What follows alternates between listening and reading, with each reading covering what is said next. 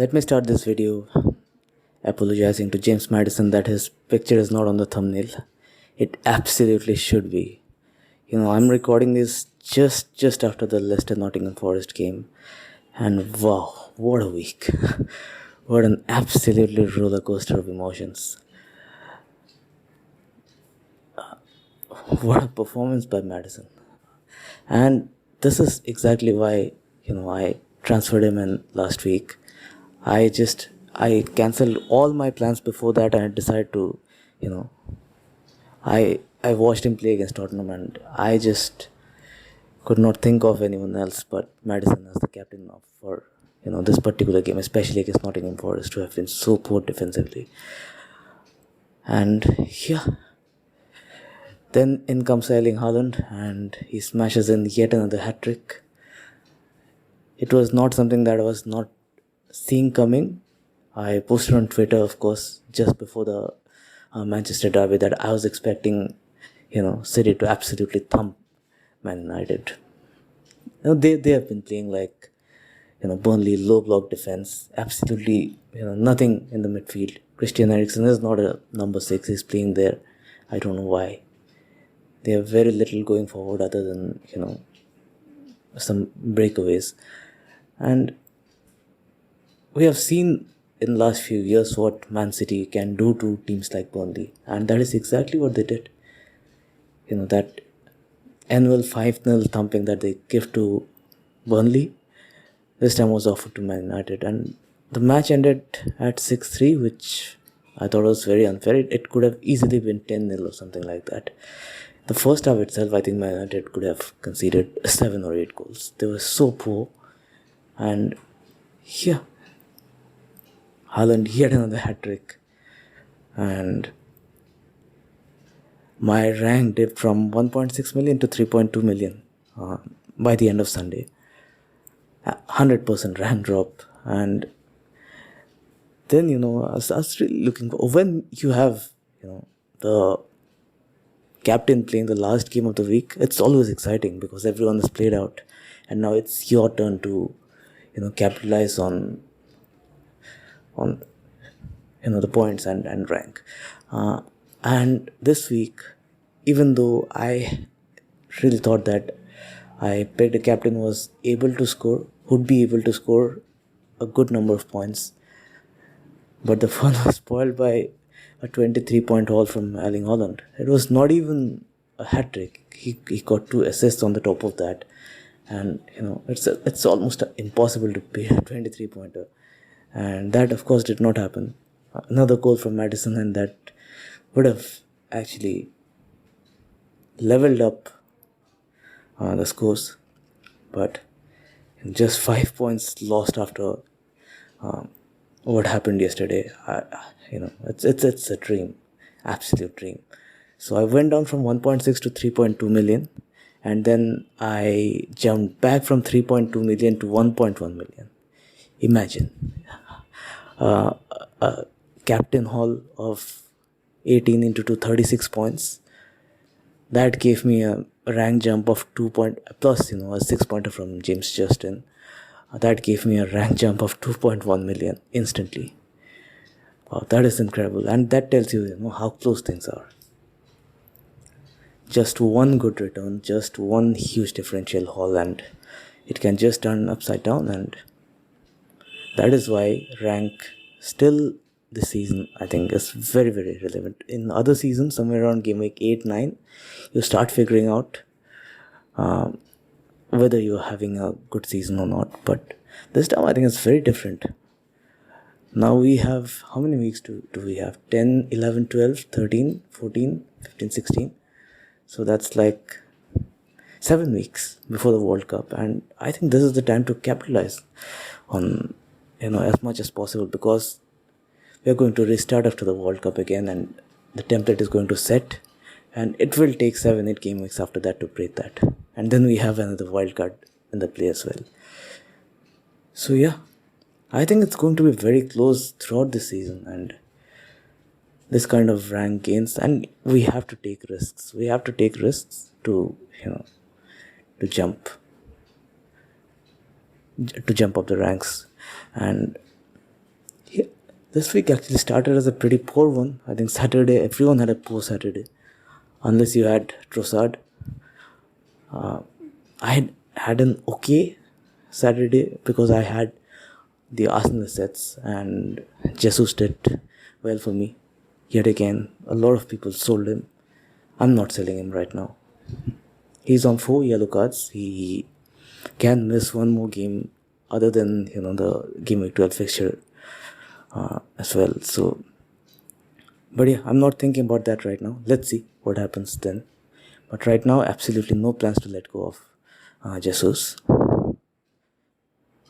Martinelli got a 4-point, and I'll talk about that later. It's a very tricky situation I have with him. Ramsdale, I played Ramsdale.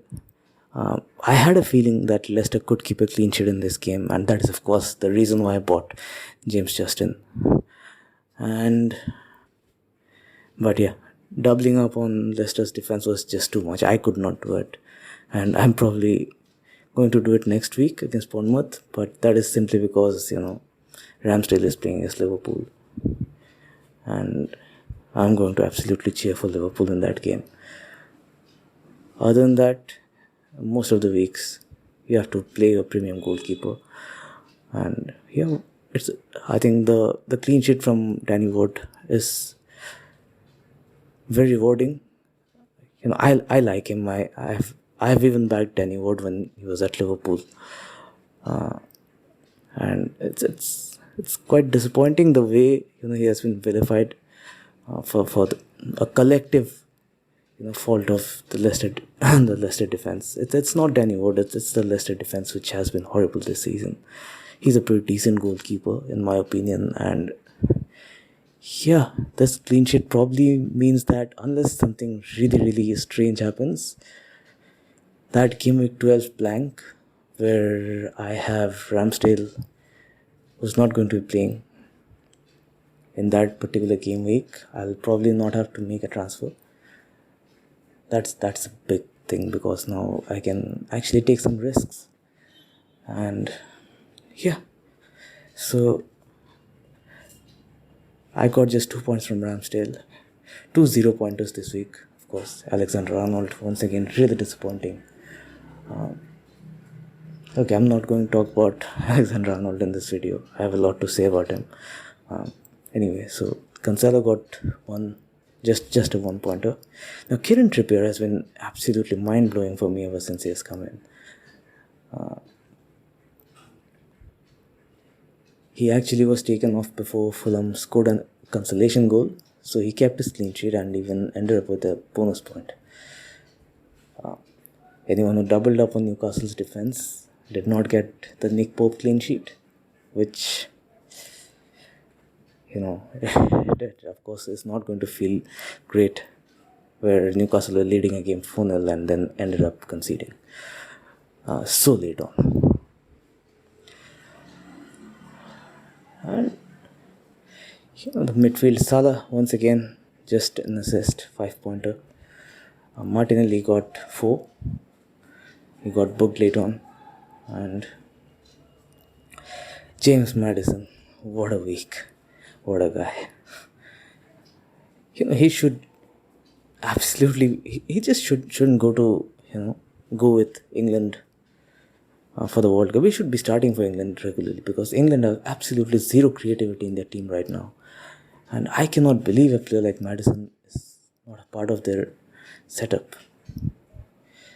And I said last week that one of the reasons why I was definitely going to captain Maddison this week, and I think he's going to be one of the best assets in the game in the coming weeks, is because he has a point to prove. In my opinion, he has been one of the best players in the Premier League since the middle of last season, and it's quite baffling how he's not a part of the England setup. He should absolutely be in my opinion, should be the main man for England. Other than probably Harry Kane and maybe Raheem Sterling, the two guys who generally get the goals. Anyway, I think he had a really good game today. And yeah, 18 points. It could have very easily been more. He created some really good chances early on. Dewsbury Hall missed a header. He hit a long ranger as well, which narrowly missed, and that could have been a Maddison assist. Vardy missed a really good chance from a Maddison free kick. Then Maddison had another free kick which went straight into the hand of Henderson, and that could have been deflected in somehow. And so yeah, but nothing to complain about. A giant haul. Now this is the kind of week that you're going to remember for a long time because of the emotions involved in it, and that is exactly why I play FPL. So I ended the week on 506 points in total, 88 points, no 100-point haul. A lot of people got 100 points this week, but I'm more than happy, with where I was. And I was not thinking about, making it to 500 points this week, but that's a milestone crossed. 500 points, 506 points I think I have in total. And yeah, really happy with how the comeback was made. And now looking forward to the coming weeks. The Wildcarders are done. Most of the people who had that wildcard in their hands have played it out in Gameweek 8 and 9. So now we are even. And I'm quite satisfied with the team I've got right now. It's very much similar to what the Wildcarders have. Maybe one or two moves here and there. Maybe the goalkeeper is a bit different, but that doesn't make a big difference. Most of the players that they have, I have too.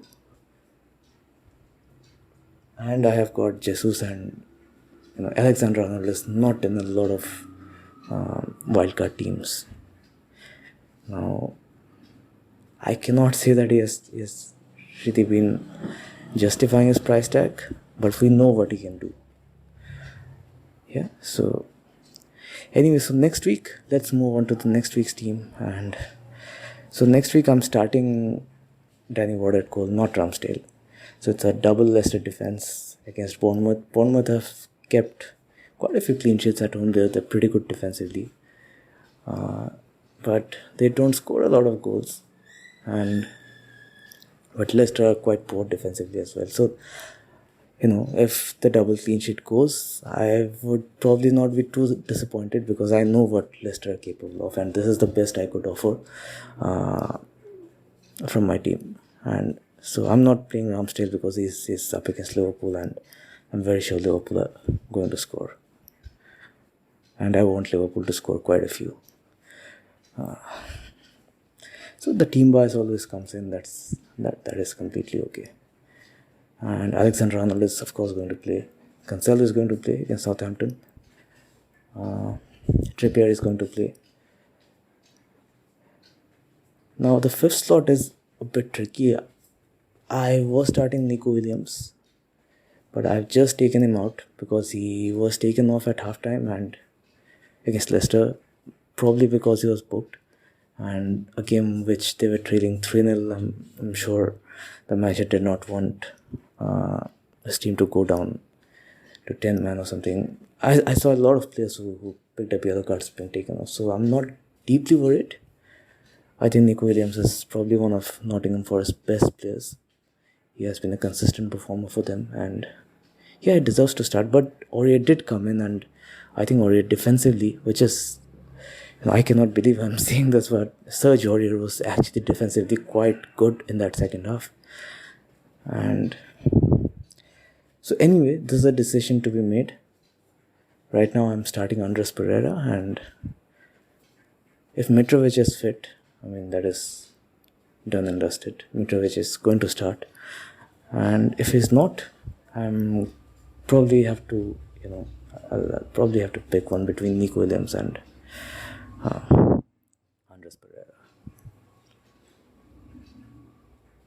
Now that would happen if I stick to my plan right now. And that plan is to sell off Gabriel Martinelli this week to fund Wilfred Zaha.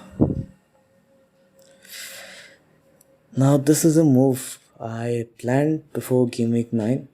I transferred in James Justin specifically to have, I'd said in my last video, and I've been talking about it on Twitter as well. I kept enough money in the bank. I bought a defender who would be 4.3, or because my first target was of course Mark Gahey, and he was 4.4. He dropped down to 4.3, so I could have gone for him after the price drop, but I made the transfer early.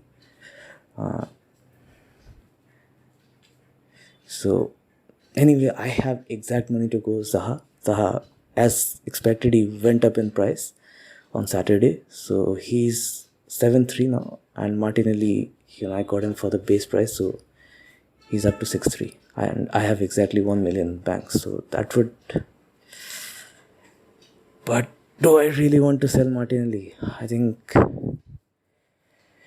was quite set on it before this game week, but he was incredibly good against Tottenham, and it's quite heartening. It's a decision to be made, and I'm not so sure. Zaha has been a bit of a troll for me in the past. I'm not so sure right now that I'm going to take the chance with Zaha and sell off, somebody who has been playing consistently well for the league leaders, who comes at a very good price, and someone with whom I've got a lot of value tied as well. Let's see. That is a decision to be made later in the week. Right now, I'm not thinking about that. I'm just going to enjoy the Champions League. And the other move that I can make is, Da Silva to Eberechi. Now, I was watching the Crystal Palace and Chelsea extended highlights, and Eze actually had quite a few involvements in that game. He, of course, takes a lot of set pieces, and he was shooting a few at 5.5. Again, exact money I have to make that move. But, price rise is not in consideration, so that is okay. Now, if I bring in Eze, that means I can afford to play him even if Mitrovic is not fit. So it might depend on Mitrovic's fitness eventually. I don't know yet. It may not depend on Mitrovic's fitness either. But I have to think long term, and that game week 12 is really tricky. I have to get rid of I have Ramsdale. I've got Ramsdale looks like sorted. I can play Danny Ward probably in game week 12. But I have to remove at least one between Haaland, Cancelo, Martinelli and Jesus. And I don't want to remove any of those players. I'm not so sure about selling and buying players instantly. So, but Jesus, maybe, I don't have any value tied in Gabriel Jesus, so I may just sell him before game week 12 and then bring him back once again in game week 13, because Arsenal do have some good fixtures after that break. So anyway, and I have exact number of players in game week 12, so I don't want to have Da Silva in my team because he is not starting most of the games, and even if he starts, he comes off around 55 to 65 minutes, which is not very ideal. Now Eze comes off early as well. He has had his fair share of injury concerns. Now I'm a huge fan of Michael Olise as well. He's 5'4". So I was considering him, but he actually started for the very first time alongside Jordan Ayew in the last game, because one of them starts generally on that right wing. But Olise was playing much deeper, and Ayew got an assist in the last game. So this is a rotation risk. I'm not exactly sure I want to do that, especially with game week 12 in mind. So it could be Eze. And the obvious pick is, of course, I have to sacrifice Martinelli, which I absolutely do not want to. And and the last option is fine, of course, to just ignore Crystal Palace and look somewhere else. So I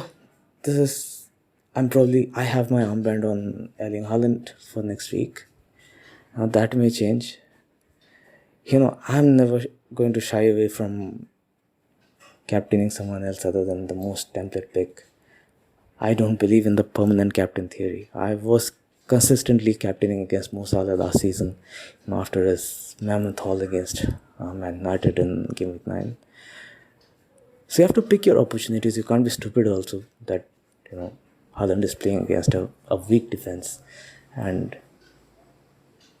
you're going to go against him. That makes no sense. But Southampton is, in my opinion, is a bit tricky fixture because Southampton is a dream team that generally troubles City because they like coming at City. They press really well. And here last season, I think they took points of City in both home and away fixtures. I'm not 100% sure, but I think City failed to score against Southampton at Etihad. But of course, they have Haaland this year, so it's a different story entirely. But Southampton do have two good centre backs. Bella Kochap, I like this guy. He's a very, very good defender. Is he good enough to stop Haaland? I don't know, but yeah, there's the problem is there is no obvious captain choice other than Haaland as well. Maybe if I bring in Zaha, but that's just written in the stars that that's going to be the ultimate role decision, and everything that I've gained from Maddison this week that is just going to go. So I have my armband on Haaland right now. Depending on his Champions League minutes, if he plays only if he plays the entire 90 minutes, then only I'll give it a thought. Otherwise, I think Haaland is the most obvious captain choice for Gameweek 10. Which of course means it's probably not going to be a week where there is going to be a huge variance as well. So anyway, FPL is back, football is back, and what a dramatic week. These are the kind of weeks that we remember, like I had said earlier, this is why we play FPL. And anyway, a lot of people captained Salah as well this week, which is understandable because Salah has a very good record against Brighton. Now, if things did not go your way, just look at what happened. I had said earlier in my video, 18-point haul from a differential captain lifted my rank from 3.2 to 1.1 million. 2.1 million jump, which is absolutely insane. And yeah, that could happen just about any week. So yeah, that is it. This is longer than last week's video, but shorter than some of the other videos that I've made earlier. I'll wrap up. This has been a very busy week. I'm living in Kolkata in West Bengal, India. We are having Durga Puja, which is our main festival here. And anyway, that doesn't matter. I just found some time to record this and I'm just going to put it up.